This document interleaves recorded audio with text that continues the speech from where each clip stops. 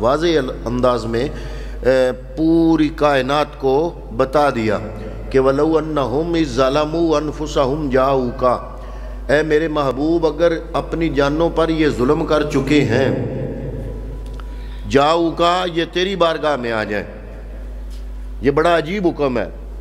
یا اللہ گناہ تو تیرے کیے ہیں، یا الہ العالمین ناراض تو تو ہے، اے رب العالمین ناراض تو تجھے کیا، نافرمانیاں تو تیری کی، یا الہ العالمین اگر فرض چھوڑے تے تیرے چھوڑے، اگر کہا نہیں مانا تو تیرا کہا نہیں مانا، اگر مجرم ہے تو تیرے مجرم ہے، یا الہ العالمین یہ عجیب بات ہے، مجرم ہے تیرے، نافرمانیاں تیری کی، یا الہ العالمین تو فرما رہا ہے جاؤکا، اے مجھے ناراض کرنے والے میرے نبی کی بارگاہ میں آ جاؤ، یا الہ العالمین مجرم تیرے ہیں، تو بھیج اپنے نبی کی بارگاہ میں رائے۔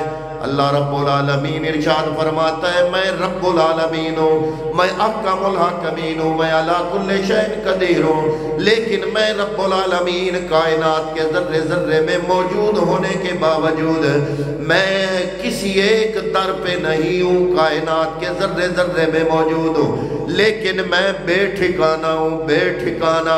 اس بے ٹھکانہ رب نے اپنا ٹھکانہ بتانے کے لیے ہمیں اپنے محبوب کی بارگاہ میں بھیج دیا۔ اسی لیے میرے امام اہل سنت نے ترجمانی کی کہ بخدا خدا کا یہی ہے در، نہیں اور کوئی مفر مکر۔ مفر کا معنی ہوتا ہے فرار کی جگہ، مکر کا معنی ہوتا ہے قرار کی جگہ، پناہ گاہ۔ پناہ گاہ کو مکر کہتے ہیں، جہاں بندہ قرار سے رہے اس کو مکر کہتے ہیں، مفر کہتے ہیں فرار کو۔ امام اہل سنت فرماتے ہیں بخدا، بخدا کا معنی ہے اللہ کی قسم، خدا کی قسم۔ آپ فرماتے ہیں بخدا خدا کا یہی ہے در، نہیں اور کوئی مفر مکر، جو وہاں سے ہو یہی آ کے ہو، جو وہاں سے ہو یہی آ کے ہو، جو یہاں نہیں تو مصطفیٰ کی بارگاہ میں جو نہ آ سکے اس کو رب کی بارگاہ میں رسائی نہیں مل سکتی۔ اللہ کی بارگاہ میں رسائی اسے ملے گی جس کی رسائی مصطفیٰ کریم کی بارگاہ تک ہوگی۔ تو اللہ رب العالمین نے فرمایا میں راضی ہو جاؤں گا، شرطیں 3 ہیں، اور یہ 3 شرطیں میرے رب نے اس ایک آیا مبارکہ میں بیان فرما دی۔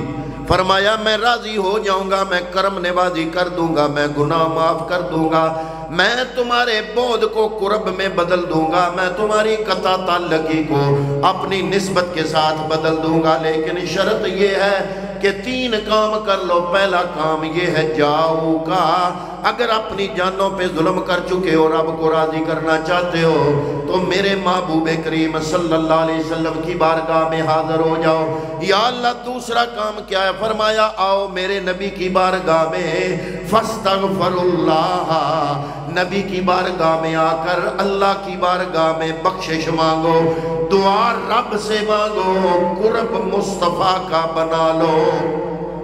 عجیب بات ہے، قرب نبی کا بنا لو، قرب مصطفیٰ اختیار کر لو، لیکن دعا کس سے مانگو؟ اپنے رب سے مانگو۔ یہ 2 کام یا اللہ، یہ 2 کام کرنے سے کیا تو راضی ہو جائے گا؟ کیا تیرا قرب نصیب ہو جائے گا؟ کیا تو گناہ معاف فرما دے گا؟ کیا تو قرب کو قبول فرما لے گا؟ فرمایا تیسرا کام بھی ضروری ہے، وَاسْتَغْفَرَ لَهُمُ الرَّسُولُ، میرا رسول بھی تمہارے لیے بخشش مانگے۔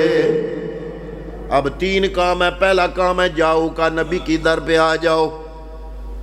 اب اس در پہ آنے کا مطلب یہ نہیں کہ سر پر ویزا کٹاؤ اور جناب ٹکٹ لو ہوائی جہاز کا اور مدینے جاؤ۔ اس جاؤ کا مطلب کیا ہے؟ میرا نبی صرف جسموں کا نبی نہیں، جسم کو وہاں تک پہنچانے کے لیے ویزے کی ضرورت ہے، جسم کو وہاں تک پہنچانے کے لیے کرائے کی ضرورت ہے، ہوائی جہاز کے ٹکٹ کی ضرورت ہے، ویزے کی ضرورت ہے، پاسپورٹ کی ضرورت ہے، لیکن نہیں، میرا نبی صرف جسموں کا نبی نہیں، میرا نبی تو روحوں کا بھی نبی ہے۔ عالم ارواح کے لیے بھی میرا نبی رحمت، عالم اجسام کے لیے بھی میرا نبی رحمت، عالم برزخ کے لیے بھی میرا نبی رحمت، عالم قیامت کے لیے بھی میرا نبی رحمت۔ فرمایا جاؤ کا مطلب صرف یہ نہیں کہ تم ویزا لو، ٹکٹ کٹاؤ، پاسپورٹ بناؤ، ہوائی جہاز پہ بیٹھو مدینے جاؤ، بلکہ اس کا مطلب یہ ہے کہ تم جہاں کہیں بھی چلے جاؤ، جتنی بھی دور ہو، اپنے گھروں میں ہو، انڈیا میں ہو یا پاکستان میں ہو، امریکہ میں ہو یا افریقہ میں ہو، جرمنی میں ہو یا فرانس میں ہو، دنیا میں جہاں کہیں موجود ہو، محبوب کریم کا تصور جما لو اور میرے نبی پہ درود پڑھو۔ جب پیغمبر پہ تم درود پڑھو گے تو گویا نبی کی بارگاہ میں تمہاری حاضری ہو جائے گی۔ یہ جو تصور صاحب نے جناب اپنے گھر میں یہ محفل سجائی ہے، یہ جھنڈیاں، یہ سارا کچھ نہ میرے لیے لگا نہ آپ کے لیے لگا، یہ جس کے لیے لگا وہ ہے ذات مصطفیٰ کریم صلی اللہ تعالیٰ علیہ وسلم کی۔ حضور کی محبت میں، نبی کریم کی محبت میں انہوں نے اپنے گھر میں میرے نبی کے ذکر کی محفل کو سجا لیا۔ تو جن لوگوں کو انہوں نے دعوت دی، حضرات محترم وہ سارے آئے، اس محفل کا حصہ بنے، تو گویا آپ مہمان میرے نہیں، مہمان تصور کے نہیں، آپ بڑے خوش قسمت مہمان ہیں کہ آپ مہمان ہیں جناب محمد مصطفیٰ صلی اللہ علیہ وآلہ وسلم کے، اور انہوں نے آپ کو اس مہمان نوازی کا موقع عطا کیا، آپ کو بلایا، مجھے بلایا، ہم سب کو اکٹھا کر کے نبی کی محفل سجا کے تجاؤ کہا، میرے نبی کی بارگاہ میں آ جاؤ، آیہ طیبہ کے اس پہلے حصے پر عمل فرما دیا۔ اب لوگ کہتے ہیں، پوچھتے ہیں نبی کیا دے سکتا ہے؟ میں نے کہا قرآن سے پوچھو، یا اللہ یہ کام کر لیے تو کیا ہوگا، ملے گا کیا؟ محفل میلاد منانے سے ملتا کیا ہے؟ نبی کیا دیتا ہے؟ فرمایا وَلَوْ أَنَّهُمْ إِذْ ظَلَمُوا أَنفُسَهُمْ جَاءُوكَ، پہلی شرط تو یہ ہے کہ نبی کی بارگاہ میں آ جاؤ، ادھر رجوع کر لو، چاہے محفل سجا کے کرو، جیسے تصور صاحب نے جاؤ کا پر عمل کیا، محفل سجا کے۔ اگر محفل سجانے کا موقع نہیں ہے یا اتنی گنجائش نہیں ہے تو کوئی حرج نہیں، پریشان ہونے کی ضرورت نہیں، وضو کر لو، وضو کر کے میرے نبی کا تصور جما کے حضور کی ذات اقدس پہ درود پڑھو، جاؤ کا پر عمل ہو جائے گا۔ فرمایا پہلا کام جاؤ کا، دوسرا کام فاستغفر اللہ، سجاؤ نبی کی محفل، دعا رب سے مانگو۔ دعا کس سے مانگو؟ اور کئی لوگوں کو بڑی غلط فہمی ہے، وہ سمجھتے ہیں کہ شاید ہم سنی دعا جو ہے وہ پیروں فقیروں سے مانگتے ہیں یا نبی سے مانگتے ہیں۔ ہم پیروں فقیروں کا رابطہ یا واسطہ ضرور رب کی بارگاہ میں پیش کرتے ہیں، لیکن ہماری دعا صرف اللہ کی بارگاہ میں ہوتی ہے، دعا ہم صرف اللہ کی بارگاہ میں کرتے ہیں جناب۔ تو جناب پھر تم وہ داتا صاحب کے مزار پہ کل ہمیں نظر آ رہے تھے، کیوں؟ کیا لینے گئے تھے؟ دعا تو اللہ سے کرتے ہو۔ میں نے کہا جناب دعا اللہ سے کرتے ہیں، لیکن کوشش کرتے ہیں وہاں جا کے دعا کریں جہاں صرف ہم نہ ہوں بلکہ رب کو کوئی پیاری ہستیوں کا واسطہ دے لیں۔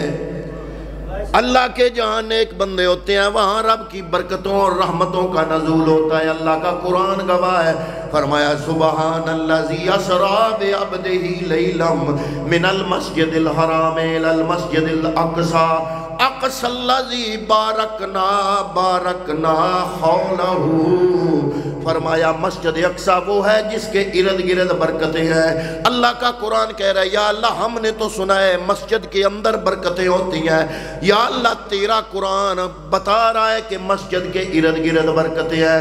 یہ ارد گرد والی برکتیں کون سی ہیں؟ علماء فرماتے ہیں مسجد اقصی کے ارد گرد اللہ کے نبی اور اللہ کے نیک بندوں کی قبریں ہیں۔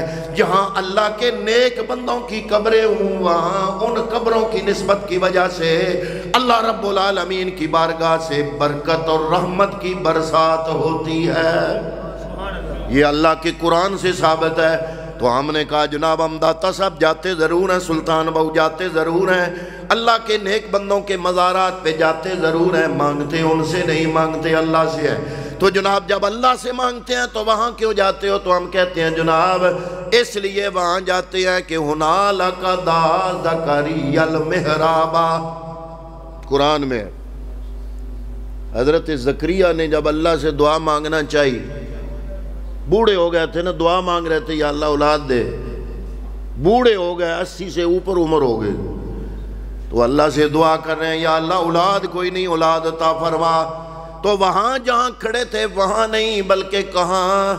جہاں حضرت مریم کا محراب تھا، حضرت مریم عبادت کیا کرتی تھی، وہاں جا کے حضرت زکریا نے دعا کی۔ پوچھا جناب یہاں آ کے کیوں کی؟ فرمایا اس لیے کہ یہاں جب میں آیا مریم پر بے موسم پھلوں کا رب نے نزول فرمایا، میں سمجھ گیا کہ یہ جگہ عام نہیں، جہاں اللہ کی رحمتوں کا نزول ہو وہاں دعا مانگی جائے تو رب دعا قبول فرما لیتا ہے۔ اس لیے جناب ہم اللہ کے نیک بندوں کے مزارات پہ حاضر ہوتے ہیں، وہاں حاضر ہو کے دعا مانگتے ہیں، لیکن دعا کس سے مانگتے ہیں؟ اللہ سے۔ دو کام، پہلا کام جاؤ کا میرے نبی کی بارگاہ میں آ جاؤ، دوسرا کام فاستغفر اللہ، اللہ کی بارگاہ میں بخشش مانگو، تیسرا کام واستغفر لہم الرسول، میرا رسول بھی تمہارے لیے سفارش کر دے۔ تو پھر یا اللہ ہوگا کیا؟ اب وہ سوال کہ نبی کیا دے سکتا ہے، میلاد سے کیا ملتا ہے؟ یا اللہ یہ 3 کام ہو گئے تو ملے گا کیا؟ فرمایا لَوَجَدُ اللَّهَ تَوَّابًا رَحِيمًا۔ واجدہ یاجدو کا معنی ہوتا ہے مل جانا، پا لینا۔ یا اللہ کیا ملے گا نبی کا میلاد منانے سے، نبی کے ساتھ نسبت جوڑنے سے، یہ 3 کام کرنے سے ملے گا کیا؟ واجدہ کا مطلب ہوتا ہے مل جانا، پا لینا۔ فرمایا لَوَجَدُ اللَّهَ، یقیناً تمہیں اللہ مل جائے گا۔ کیا ملے گا؟ سارے بولیے کیا ملے گا؟ میں نہیں کہہ رہا، رب کا قرآن کہہ رہا ہے۔ میں اللہ کے قرآن کی تفہیم آپ کی زبان سے اس لیے کہلوانا چاہتا ہوں کہ اس وقت میں آپ کی گواہی جناب اس پہ صادر ہو جائے اور آپ کے لیے بھی بہتری کا سبب بن جائے۔ اللہ کا قرآن کہہ رہا ہے یا اللہ کیا ملے گا یہ 3 کام کرنے سے؟ فرمایا صرف دنیا نہیں، دنیا کی نعمتیں نہیں، لَوَجَدُ اللَّهَ، جب یہ 3 کام کر لوگے تو کیا ملے گا؟ اللہ مل جائے گا۔ کیا ملے گا؟ اللہ مل جائے گا۔ اسی لیے تو امام اہل سنت نے اسی شے کی تو ترجمانی کی کہ بخدا خدا کا یہی ہے در، نہیں اور کوئی مفر مکر، جو وہاں سے ہو یہیں آ کے ہو، جو یہاں نہیں تو وہاں نہیں۔ اب سوال یہ پیدا ہوتا ہے کہ اللہ کا نبی کیا دے سکتا ہے؟ مجھے اتنا پتا ہے، جو میں نے حدیث اتنی ساری زندگی گزر گئی پڑھتے پڑھتے، 1.25 لاکھ صحابہ میں سے جب بھی کوئی صحابی مصطفیٰ کی بارگاہ میں جو شے بھی لینے آیا کبھی خالی نہیں گیا۔ سبحان اللہ۔ جو شے بھی لینے آیا، حضرت ربیہ میرے نبی کو وضو کرا رہے ہیں، میرے نبی کا دریائے رحمت جوش میں آیا، فرمایا سل یا ربیہ، حدیث پاک کے الفاظ ہیں، اے ربیہ مانگ جو مانگنا چاہتا ہے۔ پتہ چلا ہمارا نبی مجبور نبی نہیں ہے، اگر مجبور ہوتا تو نبی کہتا کہ اے ربیہ بیٹا نہیں دے سکتا، بیٹی دے سکتا ہوں، سینکڑوں دے سکتا ہوں، ہزاروں نہیں دے سکتا، ہزاروں دے سکتا ہوں، لاکھوں نہیں دے سکتا، یہ حد ہے میری، اس کے اندر رہ کے مانگو۔ میرے نبی نے کوئی حد نہیں لگائی۔ حدیث کے الفاظ ہیں پہلے قرآن پڑھ رہا تھا، اب نبی کی حدیث آپ کے سامنے پڑھ رہا ہوں۔ حضور نبی کریم صلی اللہ علیہ وآلہ وسلم کو میرے نبی کے صحابی اور غلام نے وضو کرایا، نبی خوش ہوئے، فرمایا سل یا ربیہ، اے ربیہ مانگ، کیا مانگنا چاہتا ہے؟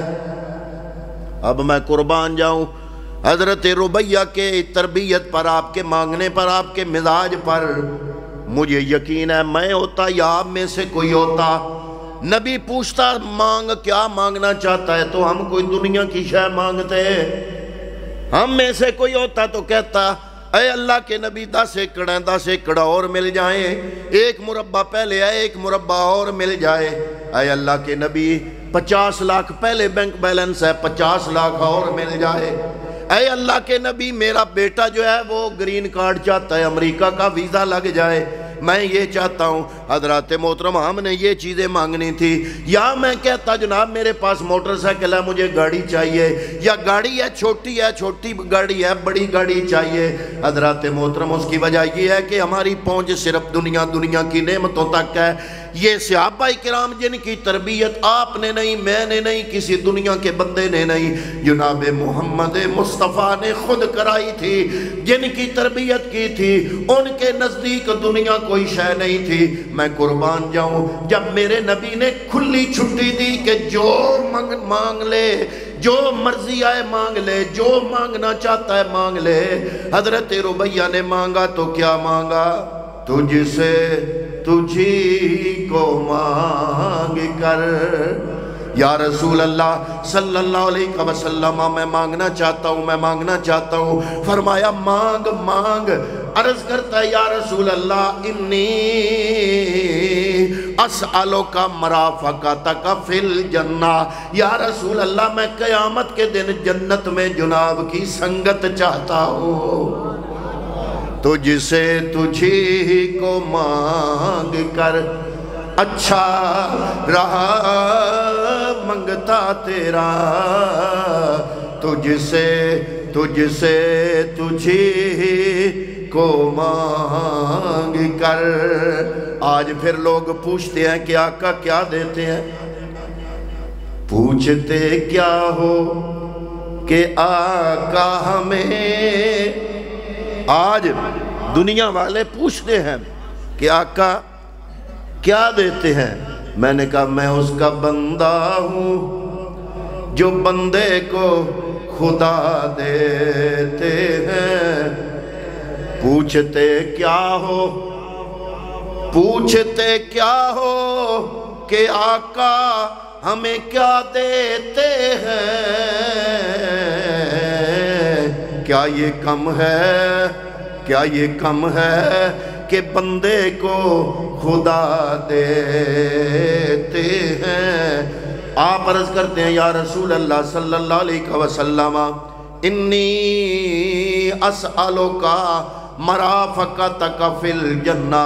اس سے ایک مسئلے کی بھی سمجھ آ گئی کہ صحابہ کرام کا یہ یقین ہے کہ جنت کا خالق خدا ہے، لیکن جنت کا اختیار جن ہاتھوں میں ہے وہ محمد مصطفیٰ ہے۔ آج تو کچھ مسلمان ایسے بھی ہیں کلمہ پڑھ کے کہتے ہیں نبی کو کوئی اختیار نہیں۔ جو نبی کے صحابہ تھی ان کو یقین تھا دنیا تو دنیا رہ گئی، نبی جس کو چاہیں جنت عطا فرما دے۔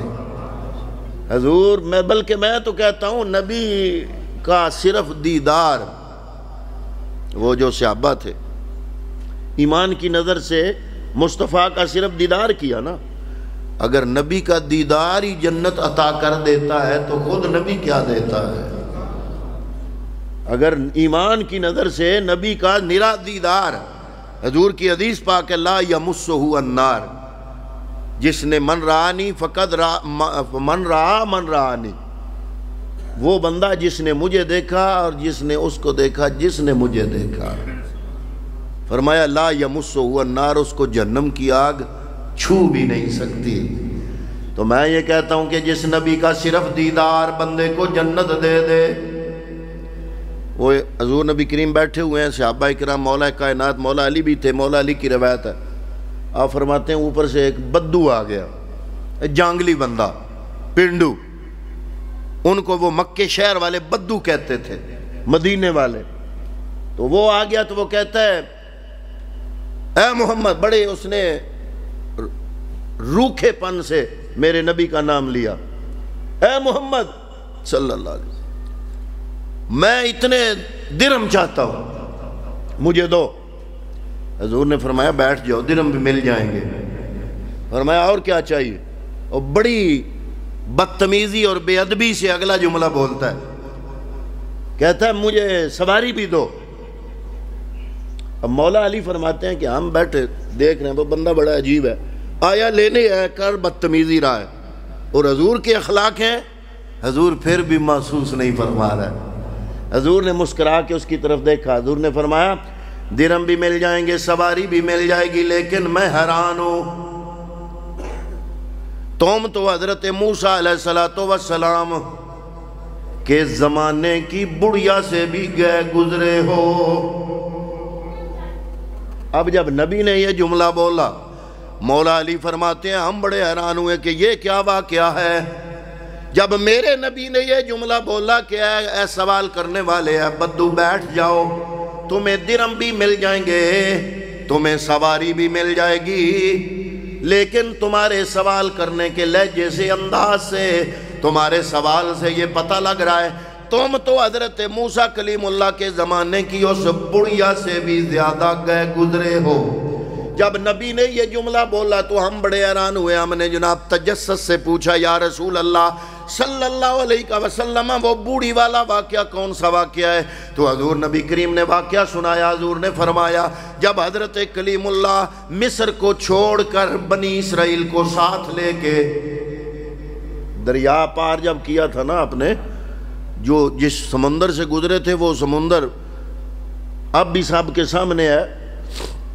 وہ باقاعدہ وہاں جہاں فرعون غرق ہوا، فرعون کی ممی بھی پڑی ہوئی ہے مصر کے عجائب خانے میں.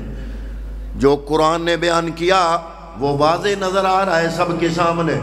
تو حضرت موسیٰ کلیم اللہ آپ نے بنی اسرائیل کو لے کے جب وہاں سے نکلنے کا، مصر سے جانے کا ارادہ کیا،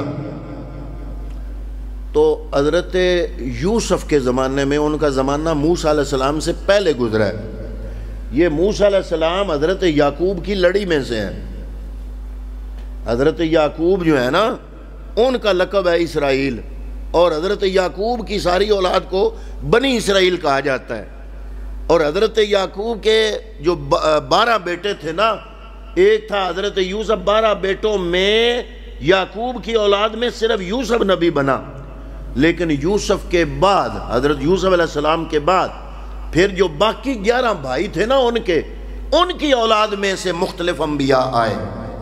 اور ان میں حضرت ابراہیم علیہ السلام، پھر آگے ان کے بیٹے حضرت اسحاق، حضرت اسحاق کے بیٹے ہیں یہ حضرت یعقوب. اور حضرت یعقوب کی اگلی ساری نسل اور اولاد بنی اسرائیل کہلاتی ہے، اور یہ بنی اسرائیل انہی کا لقب ہے. تو یہ سارے انبیاء انہی میں سے آئے. تو حضرت یوسف کا زمانہ پہلے گزرا حضرت موسیٰ سے.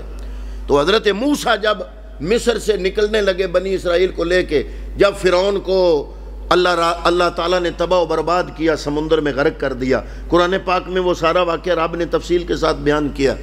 تو حضرت یوسف علیہ السلام نے وصیت فرمائی تھی کہ جو نبی میرے بعد آئے گا نا، مصر چھوڑ کے بنی اسرائیل کو یہاں سے لے جائے گا، اس کو میری وصیت ہے کہ میرا جسد مبارک جہاں بھی دفن ہو وہاں سے نکال کے ساتھ لے جائے، اور بیت المقدس کے پاس جہاں مسجد اقصی ہے وہاں مجھے دفنا دیا جائے. یہ تھی وصیت. اب جب حضرت موسیٰ علیہ السلام وہاں سے نکلنے لگے، بنی اسرائیل کو ساتھ لیا، مصر کو چھوڑا، سارا دن سفر کرتے رہے. وہاں شام ہوئی تو محسوس ہوا کہ وہاں پہ ہی ہیں جہاں سے سفر شروع کیا، سفر آگے نہیں جا رہا. دوسرے دن پھر ایسا ہی ہوا، آگے کوئی. حضرت موسیٰ کلیم اللہ نے سارے بنی اسرائیل کو بلا کے بٹھایا، پوچھا، ان کو کہا کوئی چیز تو نہیں بھول رہے ہم؟ انہوں نے کہا جناب ایک چیز ہے. حضرت یوسف علیہ السلام نے وصیت کی تھی کہ جب کوئی نبی تمہیں یہاں سے لے جائے نا، بنی اسرائیل کو مصر سے، تو میرے جسد مبارک کو چھوڑ نہ جانا، میرے جسم مبارک کو بھی قبر سے نکال کے ساتھ لے جانا۔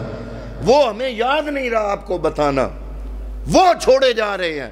آپ نے فرمایا اسی لیے ہمیں رستہ نہیں مل رہا، چلو واپس۔ اب حضرت موسیٰ علیہ السلام، یہ واقعہ کون سنا رہا ہے؟ میرا نبی سنا رہا ہے اپنے صحابہ کو۔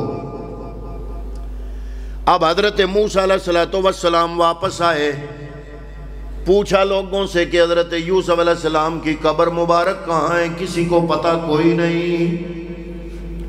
انہوں نے کہا جناب صدیاں گزر گئیں، ہمیں کوئی پتہ نہیں حضرت یوسف علیہ السلام کی قبر مبارک کہاں ہے۔ ایک بندہ آیا، وہ کہتا ہے جناب مجھے قبر کا تو پتہ نہیں، لیکن مجھے ایک بڑھیا کا پتہ ہے، وہ بڑھیا جانتی ہے کہ حضرت یوسف علیہ السلام کی قبر مبارک کہاں ہے۔ آپ نے فرمایا جاؤ اس بڑھیا کو لے کے آؤ۔ وہ بڑھیا آ گئی۔ آپ نے فرمایا تمہیں پتہ ہے یوسف علیہ السلام کی قبر کہاں ہے؟ اس کا کیا پتہ ہے؟ آپ نے فرمایا بتاؤ پھر کہاں ہے؟ اس نے کہا ایسے نہیں بتانا، میری بھی کوئی شرطیں ہیں۔ اب جس وجہ سے نبی نے فرمایا نا اس اپنے صحابی کو، وہ تم تو اس بڑھیا سے بھی گیا گزرے ہو، یہ وہ بڑھیا ہے۔ اب وہ پوچھتے ہیں کہ جناب حضرت موسیٰ علیہ السلام نے پوچھا بتاؤ اے بڑھیا تمہارے کیا سوال ہیں، کیا شرطیں ہیں؟ اس نے کہا پہلی شرط میری یہ ہے، میں بوڑھی ہوں، پہلی شرط یہ ہے کہ اپنے رب سے دعا کرو اگر تم اللہ کے سچے رسول ہو کہ میں جوان ہو جاؤں۔ دوسری دعا یہ کرو کہ جوں جوں وقت گزرتا جائے، وقت کے گزرنے کے اثرات میرے جسم پر نہ ہوں، میں ہر زمانے اور ہر صدی میں جوان رہوں۔ انہاں کہا وہ بڑا ڈاڈا سوال ہے، پر او کلیمان اللہ دے، ان کو پتا تھا کہ میں نے رب سے عرض کرنی ہے، رب نے مان لینا ہے۔